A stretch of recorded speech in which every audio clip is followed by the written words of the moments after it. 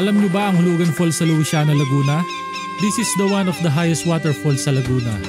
Natagpuan ito noong 1990s at mula noon naging paborito na to ng mga locals. Kung gusto nyo ng tahimik, nature-filled na lugar, perfect spot ang Hulugan Falls.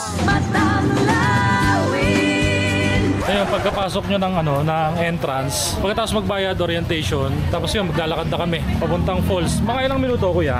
Estimated po natin kung hulugan lang, mga 15 to 20 minutes mararating. Yan, tapos yung mga gamit namin, dito lang nakasampay. Pero safe daw yan, sabi ni Kuya Jason. Yes, May CCTV naman. May CCTV. Wala nga pala signal dito, pero meron naman silang fixed wifi. Tricycle muna tayo na. Ayan na, dito na. Ayan na, dito na kami. Ayoko lang. Let's G. Let's go. Makapit makapit yung suot ko. Kahit magaganito. Ayun ang dadaanan nyo dito. Ngayon po, mahirap talaga kasi nag-uulan. Ganda